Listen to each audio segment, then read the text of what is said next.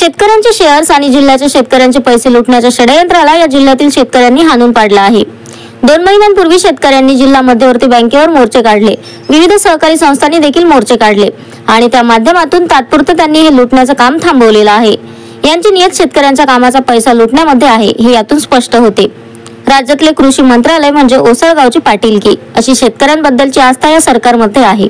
शेतकरी हा यांचा शत्रू आहे आणि या शेतकऱ्यांवर सातत्याने अत्याचार करणारी ही भाजप, राष्ट्रवादी काँग्रेस आणि शिवसेना या सगळ्यांचे चित्र आपल्याला या ठिकाणी पाहायला मिळत आहे। त्यामुळे गोंदिया जिल्ह्यातल्या शेतकऱ्यांनी आणि सामान्य विविध संस्थेच्या प्रतिनिधींनी काँग्रेस पक्षाच्या सर्व उमेदवारांना गोंदिया जिल्हा मध्यवर्ती सहकारी बँकेच्या निवडणुकीत निवडून देण्याचा मानस केलेला आहे। आमच्या विरोधकांमध्ये 3 तिघाडा काम बिघाडा आहे हे तर स्पष्ट आहे।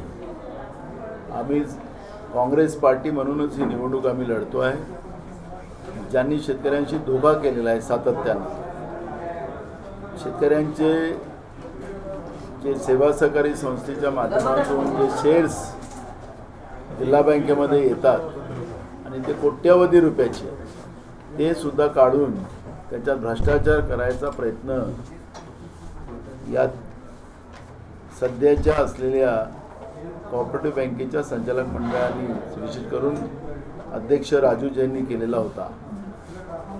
त्याला या जिल्ह्यातल्या शेतकऱ्यांनी त्याचं हे षडयंत्र शेतकऱ्यांचे पैसे लुटण्याचं त्याला हाणून काढलं। लोकांनी मोर्चे काढले, शेतकऱ्यांनी मोर्चे काढले आणि त्या माध्यमातून तात्पुरतं त्यांनी त्याच्यावर थांबवलेलं आहे।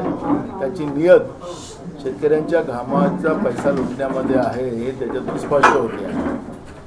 राज्यातले कृषी मंत्री सांगतात की कृषी मंत्रालय म्हणजे ओसाडगावची पाटीलकी, म्हणजे शेतकऱ्यांबद्दलची काय आस्था या सरकारमध्ये आहे।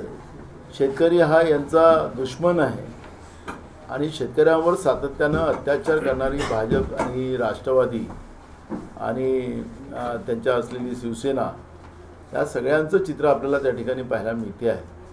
त्यामुळे गोंदिया जिल्ह्यातल्या शेतकऱ्यांनी आणि सामान्य विविध संस्थेतल्या प्रतिनिधींनी काँग्रेसच्या सगळ्या उमेदवाराला निवडून देण्याचा मानस केलेला आहे।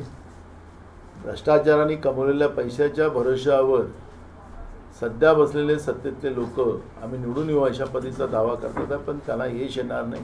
बहुमतानं जिल्हा मध्यवर्ती बँक गोंदियावर काँग्रेसचा झेंडा आपल्याला त्या ठिकाणी पाहायला मिळणार। Sunil Kawade, the sting operation news, Gondia.